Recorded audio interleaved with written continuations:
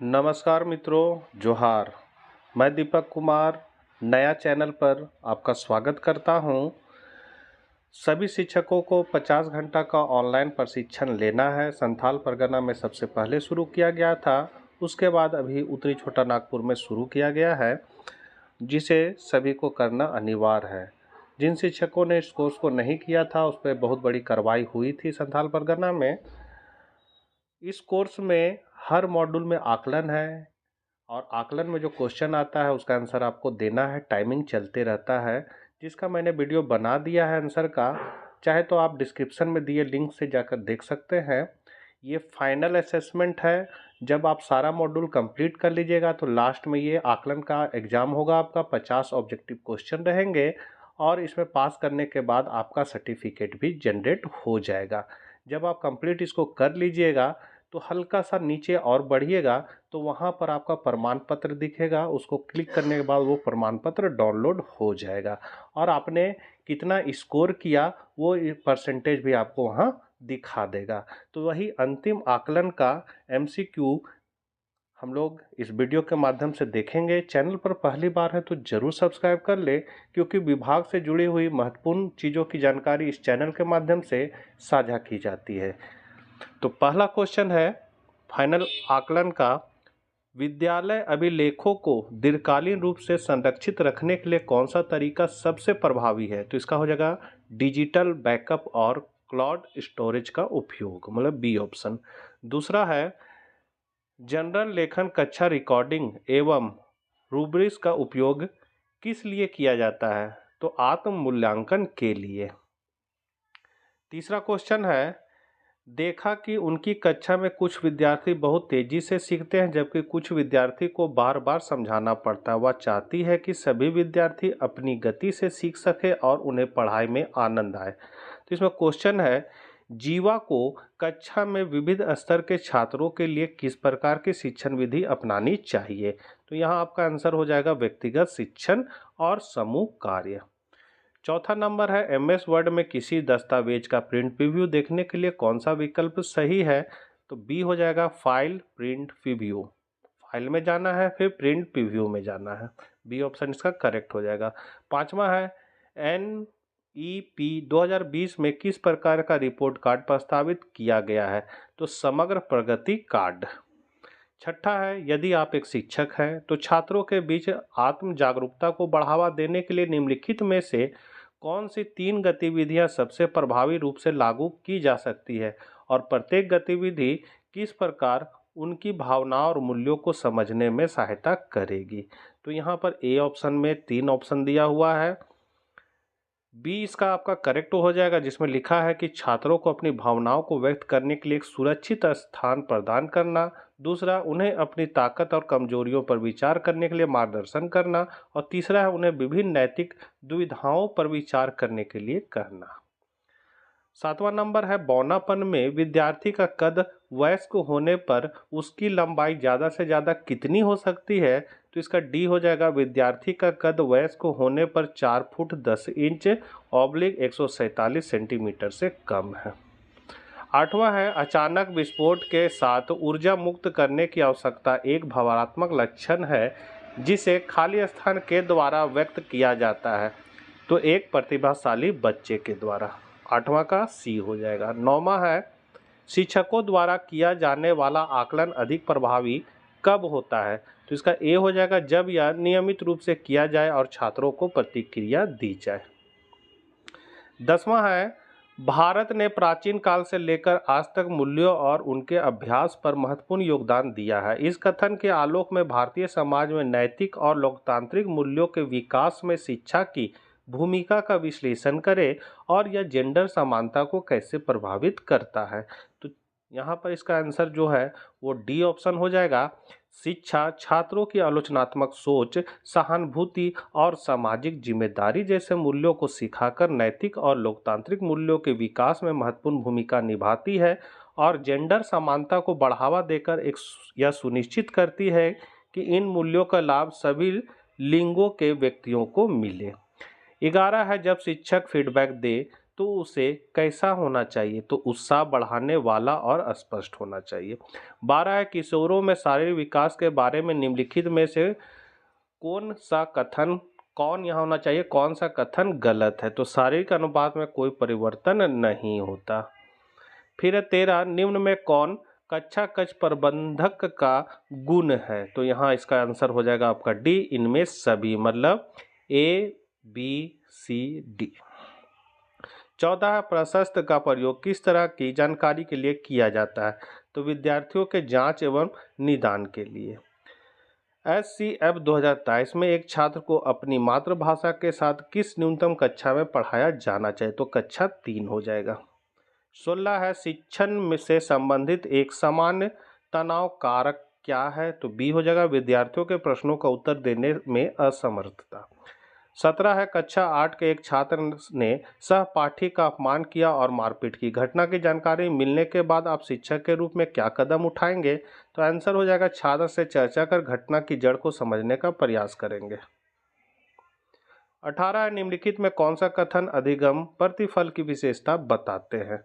तो यहाँ पर 1 2 3 4 दिया हुआ है, तो इसमें से कौन सही है वो बताना है। तो इसका सी हो जाएगा, पहला दूसरा तीसरा तीनों आपका सही है, चौथा गलत है। NEP 2020 के तहत किस कक्षा से व्यावसायिक शिक्षा को लागू करने की सिफारिश की गई है? तो कक्षा 6 से। 20 है समाज में सार्थक जीवन के लिए उचित दृष्टिकोण और व्यवहार विकसित करने के लिए छात्र कहाँ जाते हैं? तो विद्यालय। एक प्रभावी विद्यालय नेतृत्व का मुख्य कार्य क्या होता है? तो इसका हो जाएगा विद्यालय में सकारात्मक सीखने का वातावरण प्रदान करना। झारखंड राज्य की बालिकाओं को शिक्षा से जोड़े रखने के लिए कौन छात्रवृत्ति योजना है? तो इसके लिए है सावित्री फुले किशोरी समृद्धि योजना। झारखंड में निःशुल्क एवं अनिवार्य बाल शिक्षा अधिकार अधिनियम 2009 कब लागू हुआ? तो 4/2/1969। इसका तो यही होना चाहिए। फिर हो जाएगा आपका पर्यावरण जागरूकता कौशल किस दस्ता के अंतर्गत आते हैं? तो ये आता है नैतिक और नागरिक दस्ता। निम्नलिखित में कौन सा कथन सेक्स और जेंडर के बीच अंतर को सबसे अच्छी तरह से दर्शाता है? तो इसका आंसर हो जाएगा 25 का, सेक्स जैविक है और मुख्य रूप से जननांगों और प्रजनन कार्यों से संबंधित है, जबकि जेंडर एक सामाजिक सांस्कृतिक निर्माण है जो पुरुषों और महिलाओं से अपेक्षित भूमिकाओं, व्यवहारों और गुणों को परिभाषित करता है। 26 है NCFSE 2023 में उच्चतर माध्यमिक स्तर कक्षा 11-12 के लिए कौन सा प्रमुख परिवर्तन प्रस्तावित किया गया है? तो सी हो जाएगा विषयों के लचीलापन और बहुविषयक दृष्टिकोण को अपनाना। 27 है निम्नलिखित में कौन सा PME विद्या कार्यक्रम के तहत आने वाले घटक का सही विकल्प है? तो इसका आंसर सी हो जाएगा, दीक्षा, स्वाम, प्रभाव, टीवी रेडियो, सामुदायिक रेडियो और पॉडकास्ट SWSN शिक्षार्थियों के लिए ई सामग्री, प्रतियोगी परीक्षाओं के लिए ऑनलाइन कोचिंग प्रशस्त। दीक्षा का पूर्ण रूप क्या है? तो digital interface for knowledge sharing. PTM में विद्यार्थियों की उपलब्धियों के बारे में बात करते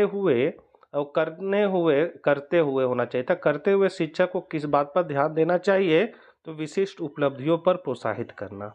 पुस्तकालय बच्चों में भाषा और अभिव्यक्ति के विकास में किस प्रकार योगदान देते हैं? तो इसका सी हो जाएगा, विविध पठन सामग्री उपलब्ध कराकर। विद्यालय प्रबंधन की सफलता का मापदंड क्या है? तो इसका हो जाएगा सभी विकल्पों के लिए सही है। 32 राष्ट्रीय शिक्षा नीति 2020 के अनुसार छात्रों में वैज्ञानिक सोच और नवाचार को बढ़ावा देने के लिए कौन सा दृष्टिकोण अपनाया जाना चाहिए? तो बी हो जाएगा, समस्या समाधान और खोजपरक शिक्षण। 33 है विद्यालय में पारदर्शिता और जवाबदेही सुनिश्चित करने के लिए क्या जरूरी है? तो इसका हो जाएगा सभी हितधारकों की सहभागिता। 34 है राष्ट्रीय शिक्षा नीति 2020 में विद्यार्थियों को कम उम्र में सही को करने का महत्व को सीखने का क्या उद्देश्य है? तो इसका डी हो जाएगा, उपरोक्त सभी। 35 नंबर है लैंगिक समानता की शिक्षा लड़कों को हानिकारक सामाजिक मानदंडों से मुक्त होने और एक अधिक न्यायसंगत समाज में योगदान करने के लिए सशक्त कर सकती है। इस कथन के संदर्भ में लड़कों के लिए जेंडर समानता शिक्षा के महत्व और विद्यालयों में इसे लागू करने की रणनीतियों की चर्चा करें। तो इसका बी हो जाएगा, लड़कों के लिए जेंडर समानता शिक्षा महत्वपूर्ण है क्योंकि यह उन्हें हानिकारक रूढ़ियों और चुनौती देने, स्वस्थ संबंधी बनाने और एक ऐसे समाज में योगदान करने के लिए सशक्त करती है जहां सभी के साथ समान व्यवहार किया जाता है। इसे विद्यालय में चर्चाओं, भूमिका निभाने और जेंडर संवेदनशील पाठ्यक्रम के माध्यम से लागू किया जा सकता है। 36 नंबर है आपका, विद्यालय के विद्यालय के व्यय रजिस्टर का मुख्य उद्देश्य क्या होता है? तो इसका बी हो जाएगा, विद्यालय के सभी वित्तीय लेन देन का रिकॉर्ड रखना। 37 है, शिक्षक पीटीएम में किस प्रकार माता पिता की भागीदारी को बढ़ावा दे सकते? तो पढ़ाई के दौरान घर पर दिए जाने वाले समर्थन पर बात करके। एनईपी 2020 में नया शैक्षणिक ढांचा क्या है? तो 5-3-3-4 का। डर और चिंता जैसी भावनाएं तनाव में क्या भूमिका निभाती है? तो डी हो जाएगा, वे तनाव बढ़ाने वाले कारक हैं। एनईपी 2020 के अनुसार कैरियर मार्गदर्शन में मुख्य रूप से किन पहलुओं पर ध्यान दिया जाता है? तो इसका डी हो जाएगा, उपरोक्त सभी। भारत में बाल अधिकार संरक्षण अधिनियम कब बनाया गया? तो 2005 में। कौन सा आकलन छात्रों की व्यक्तिगत सीखने की जरूरतों को समझने में मदद करता है? तो प्रारंभिक आकलन। शिक्षकों की कौन सी भूमिका छात्रवृत्ति के प्रचार प्रसार में अत्यंत महत्वपूर्ण है? तो विद्यार्थियों को जानकारी और प्रेरणा देना। एनईपी 2020 के संदर्भ में डिजिटल पुस्तकालयों का क्या महत्व है? तो इसका सी हो जाएगा, विविध संसाधनों तक पहुंच को बढ़ाना। 45 है, निम्नलिखित में कौन सा संसाधन अक्षय नहीं है? तो अक्षय नहीं है, कोयला हो जाएगा, मतलब कोयला को लोग फिर से नहीं बना सकते। SCFFS 2023 के अनुसार मूल्यांकन की प्राथमिक भूमिका क्या होनी चाहिए? तो बी हो जाएगा, सीखने की प्रगति को समझने और शिक्षण को सुधारने के लिए। फिर है, वर्तमान समय में पाठ्य सामग्री साझा करने के लिए आकलन के लिए ई कंटेंट निर्माण के लिए कौन सा तरीका उपयुक्त है? तो सी हो जाएगा, डिजिटल उपकरणों और प्लेटफॉर्म का उपयोग।